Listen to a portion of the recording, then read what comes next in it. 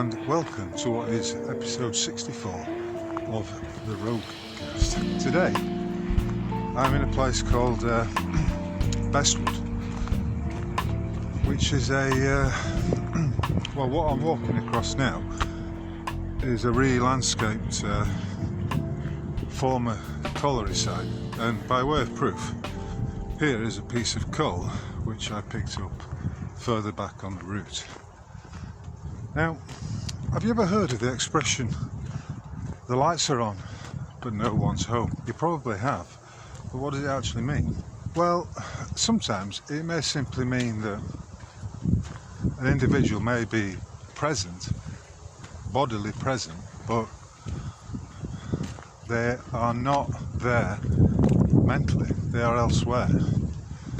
They could be distracted, they could have some mental fug going on, but what if they are genuinely not there? And there is, what I mean by that is that there is nobody behind the facade that they present to the world.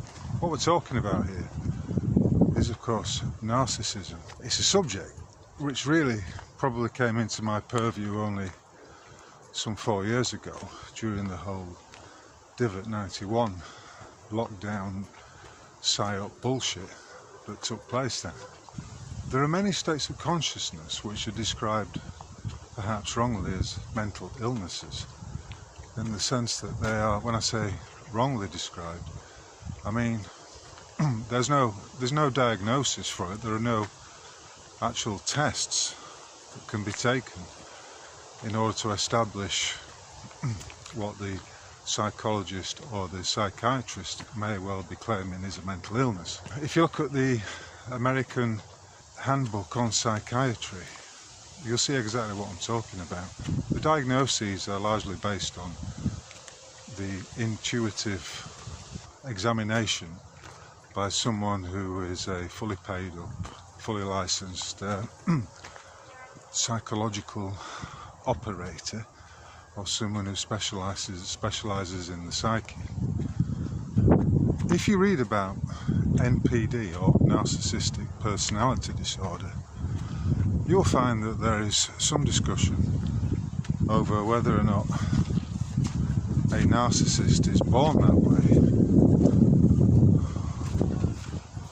or whether a narcissist is created by means of his upbringing, his interactions with his family, etc., etc. And this week I've been reading a very interesting series of articles which delve a little bit deeper into it on a website which I've linked to before. It's called Entity Art, and there really are some very interesting articles to dig into there. But putting that to one side, let's just get back to this often repeated phrase, or often heard phrase, the lights are on but there's nobody home. It's as though, and it does overlap with what they call psychopathy, it's as though the individual has no soul, they have no personality, that behind the facade there's quite literally nobody at home. If we take the law as simply being do unto others as you would have them do unto you, and we take that as a benchmark, then it's not difficult to work out that psychopaths and narcissists do not operate under that key natural law, the golden rule, if you like. They may pay lip service to it, but they don't truly understand what it means, because if they did, they wouldn't behave in those ways that mark them out as psychopathic or narcissistic. Now, in the article I was reading, he describes there are three different types of narcissist.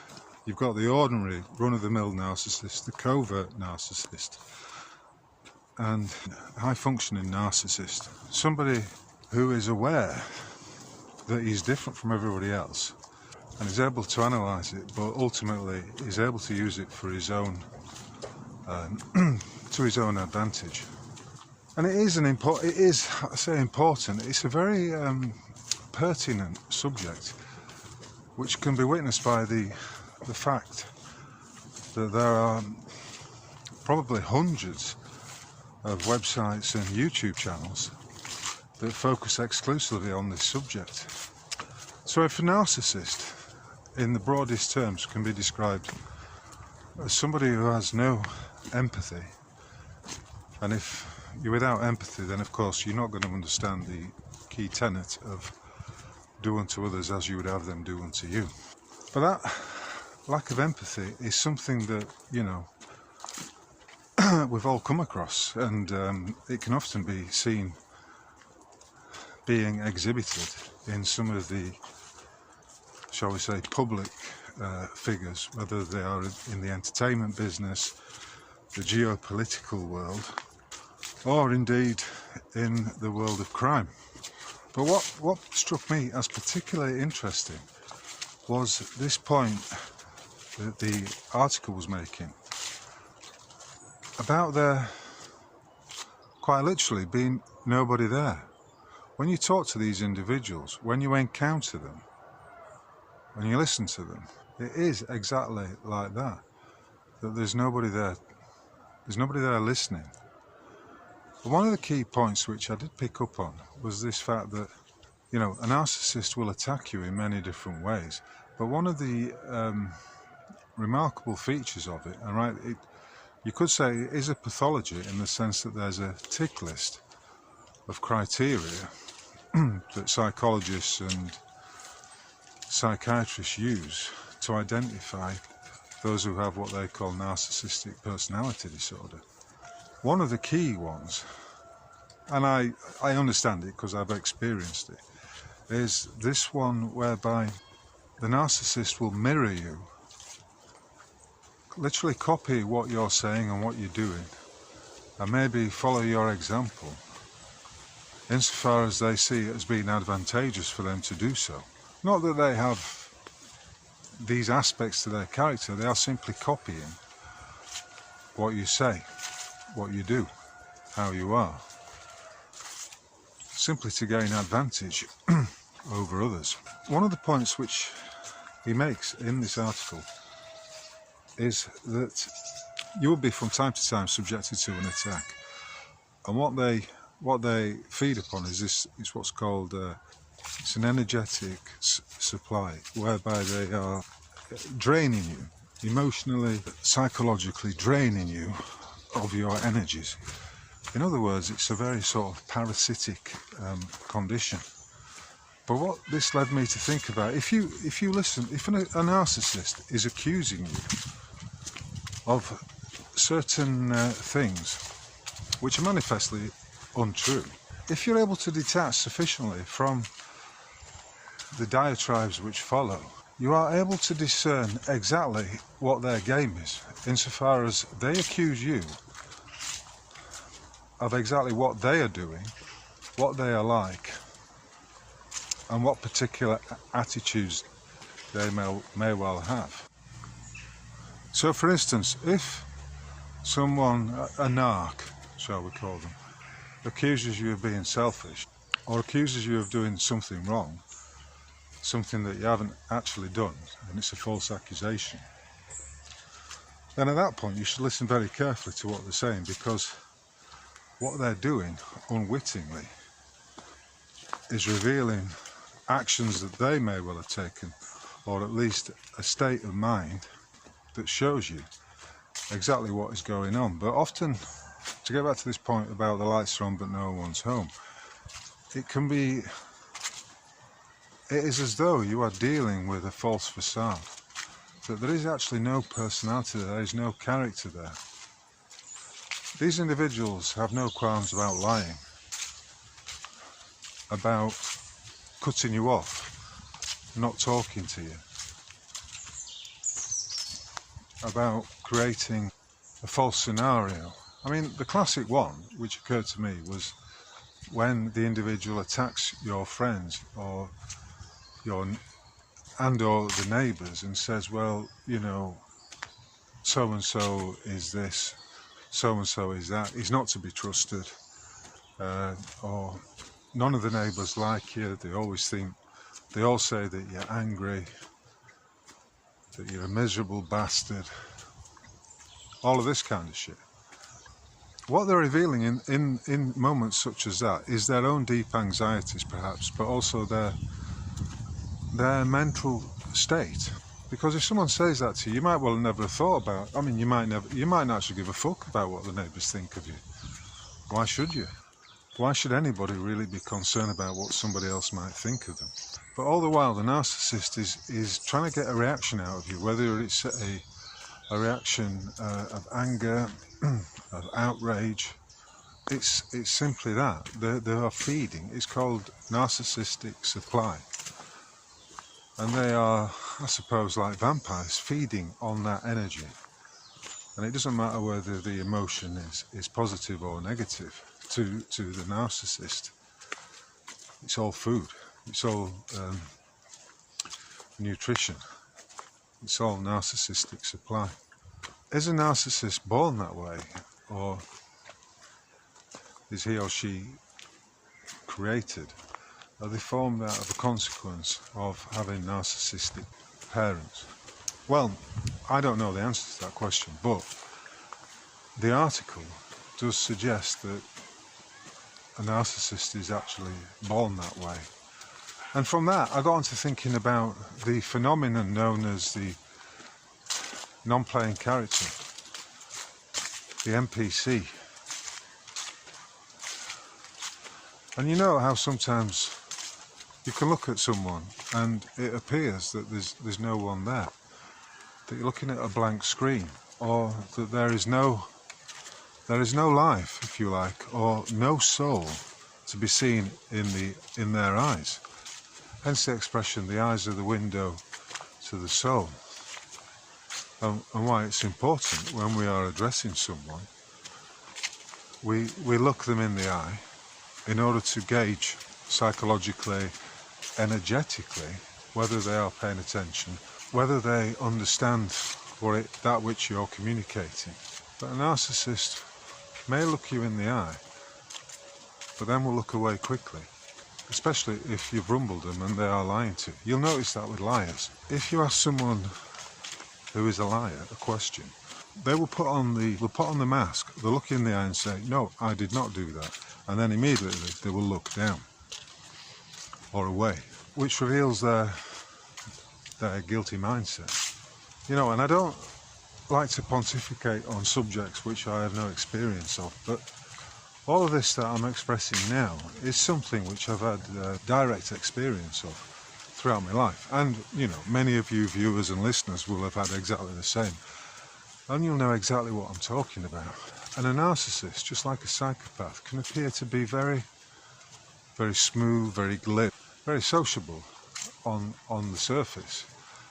But once you get to know them a bit better, once you get to see what literally lies behind the mask, you come to understand that they are in fact empty vessels.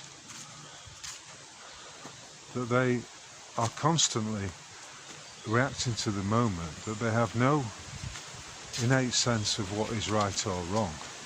And as far as they're concerned, they have this Machiavellian outlook whereby lying, dishonesty, fraud, and a whole plethora of crimes that are acceptable in their mindset, because they don't have the same values. They don't, at no point, if you say to a narcissist, why don't you follow the golden rule?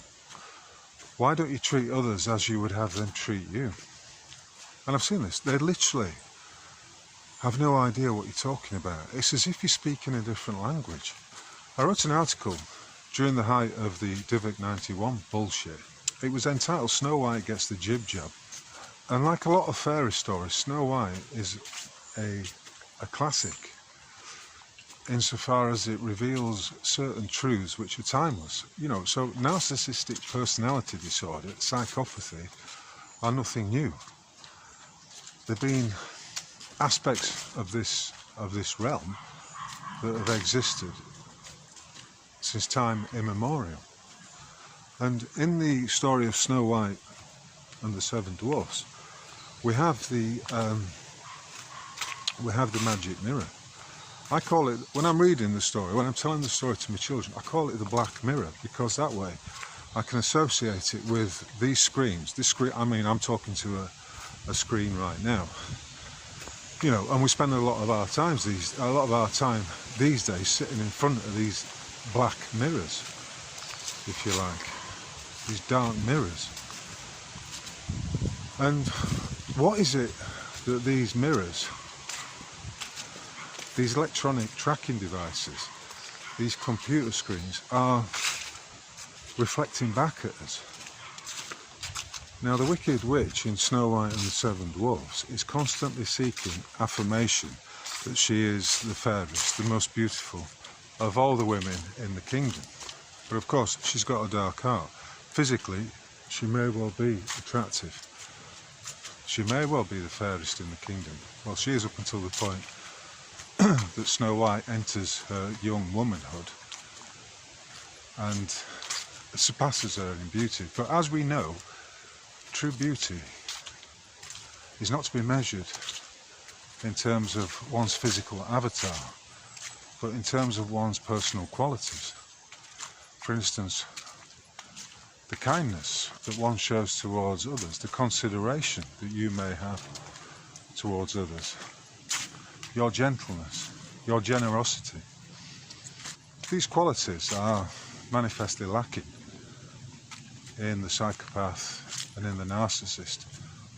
One of the mistakes that we all make up to a certain point is, and I think it's unavoidable, I think it is the nature of this realm, is to go along in our lives believing, genuine believing, that everybody else is operating on the same level as us.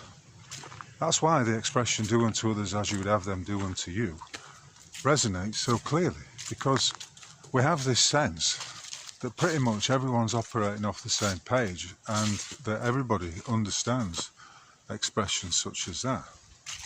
That if you understand me, then others do. And you know, up to a certain point, you may well believe that that is true of pretty much everybody. But there comes a time, and I think it hits people at different ages, when you realise that you're absolutely mistaken in that. And I didn't know it for a while. And it's only recently the expression NPC has come into my purview. And it got me reading this article and considering my experiences with the narc, or those who have narcissistic personality disorder. And this sense that there is no one there behind the facade. That when you look at them, when you look into their empty eyes, you're seeing literally a blank mirror. Or a dark mirror, perhaps.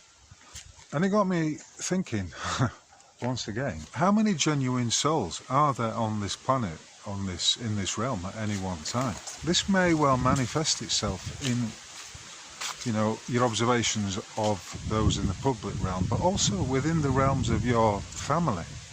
You know, one of the characteristics of an NPD is that if they don't like something you've said or something that you've done, they will ostracise you. They will cut you off, they won't speak to you, and they'll ignore you as much as they can. And you might think, well, fucking great, I don't want to speak to you anyway. But what if you're walking around and you're in the headset whereby you think that everybody's operating on a similar level to yourself? You know, it's this bullshit about we're all equal that also has a pernicious effect. I suppose, looking back, maybe I was brainwashed into thinking that way. So when you're walking around, for instance, when you're walking into a shop, whether you're walking around the streets, whether you're walking into a pub, out of all the people that you encounter that you can see around you, how many of them are actually genuine souls? Now, how many are these NPCs? Does it matter whether they are or they are not? Well, I don't suppose it matters if you finally drop the notion that that we are all equal, when that is so obviously and manifestly not the case. So in this article, I focused on a couple of women one of whom works for the Nudge Unit, which was a psychological operations department of the UK PLC, which was working working around the clock during the whole COVID bollocks to persuade people to follow the diktats by way of psychological manipulation. They were the ones who were behind that invidious poster of an old man in a bed who had all kinds of tubes going in and out of his body, and the tagline on the poster was, "Act like you've got it." Remember, this was at a time when they were saying you may have COVID but you may not have any symptoms. But certain individuals seem to get off, by which I mean they get a thrill, bossing other people around, from bullying, if you like. And one of these individuals that I mentioned was someone called Susan Mickey, who claims to be a card-carrying communist, but when you look into the facts of her family, she's what you might call a champagne socialist. I think it might have been a Van Gogh painting or some famous artist picture that belonged to her family and which ended up being sold for something like 30 million. But my point is this: what kind of an individual believes that they have the right to force their will on someone else without that individual's consent? I mean, that to me is a manifestly clear example of what we're talking about here when it comes to narcissism, narcissistic personality disorder. And it's a subject I covered in the last roadcast, you know, about how you have free will, how you have the right to choose who you wish to associate with, who you may wish to enter into agreements with, and by the same token, who you do not wish to associate with, and who you do not wish to enter into any kind of agreement with.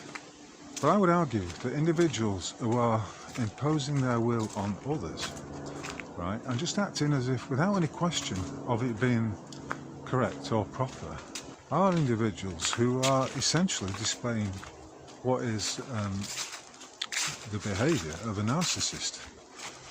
And I'm pretty sure that, you know, the viewers of this will have lots of examples of their own experiences, and you know, if you wish to share them, then please do so.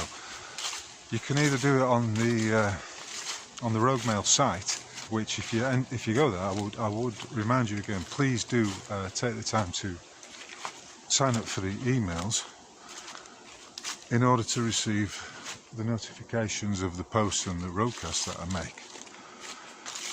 Or alternatively, you could buy me a coffee or several and leave a comment there. And as I've said previously, I will respond. I will reply to each and every individual who contacts me that way. Or, if you prefer, send me an email. roguemail@thinkfree.org.uk is the address. So I do find the analogy of Snow White, of the Wicked Queen in Snow White and the Seven Dwarfs, and the likes of Susan Mickey to be a pertinent one. Because Susan Mickey, without qualm, without hesitation, without any doubt whatsoever, seems to be of the view that she can afflict whatever diktat her and her fellow psychological manipulators come up with upon hordes, on millions perhaps of people, without any hesitation. And that, to me, from what I understand, is the modus operandi of the psychopath and of the narcissist. They have no concern for the feelings of another, because they simply are an empty vessel and they are completely devoid of empathy in any true sense of the word. Remember, empathy is simply being able to put yourself in the shoes of another to the point where you may well be able to appreciate their emotional state at a given moment, or the way, or indeed the way they are thinking about something.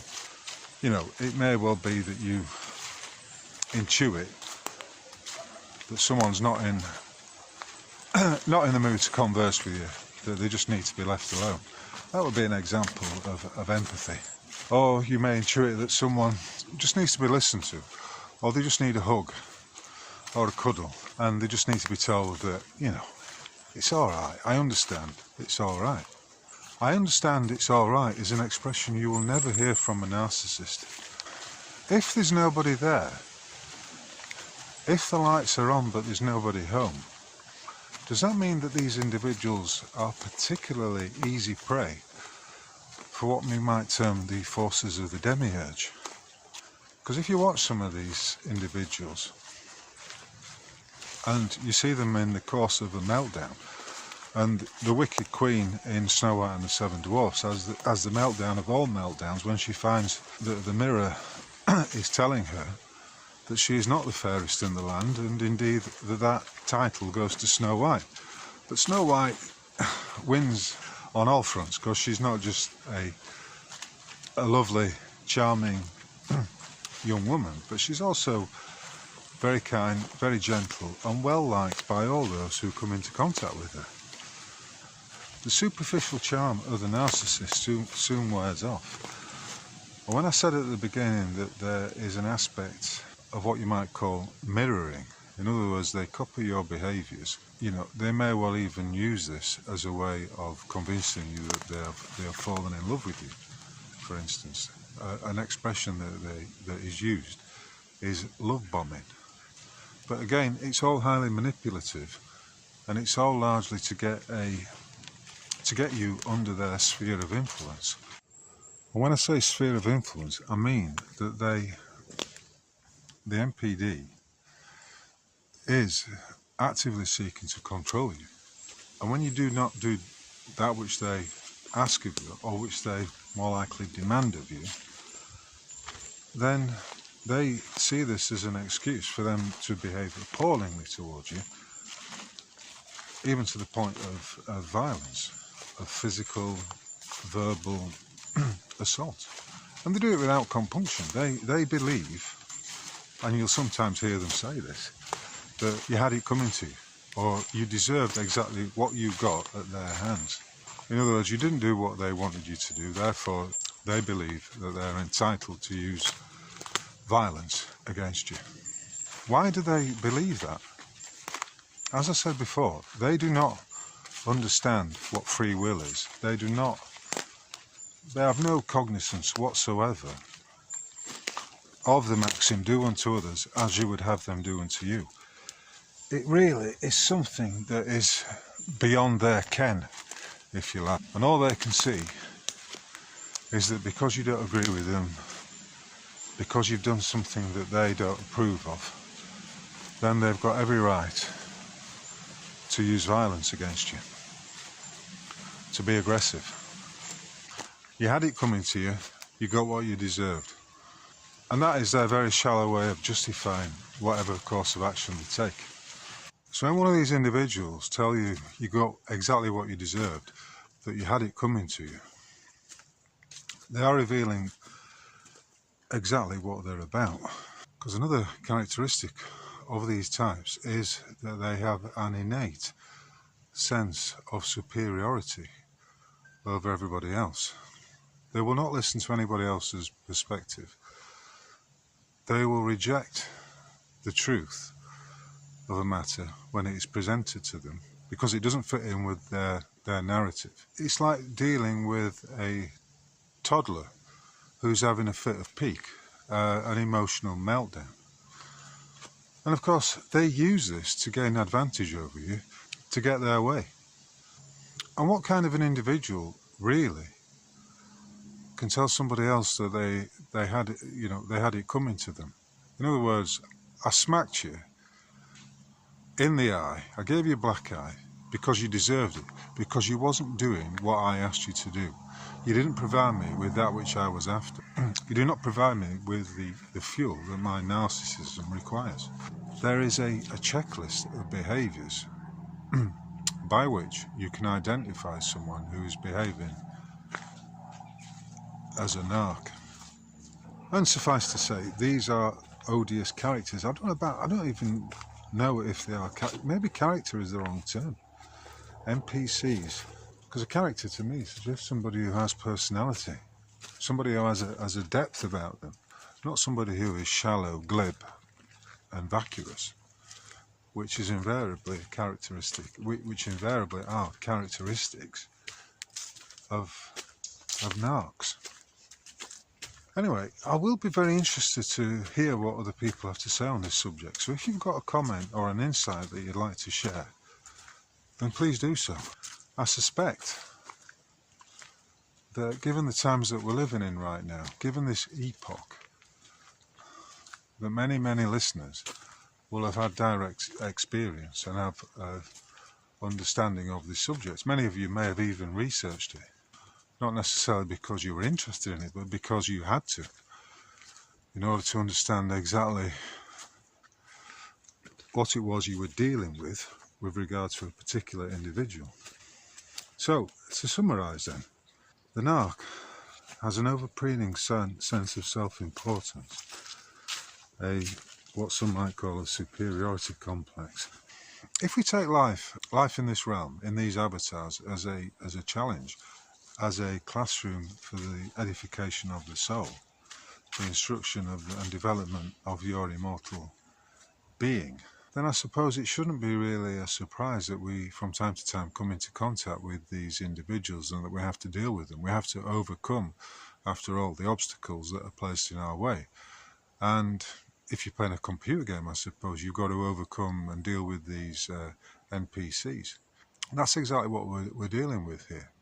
But I think it's that easy, seemingly inexhaustible ability to lie, to project the fetid contents of their own mind on the individual, to accuse you exactly of that which they are doing. And this superiority complex, those I would say were three defining characteristics of what we're talking about here, of the narc.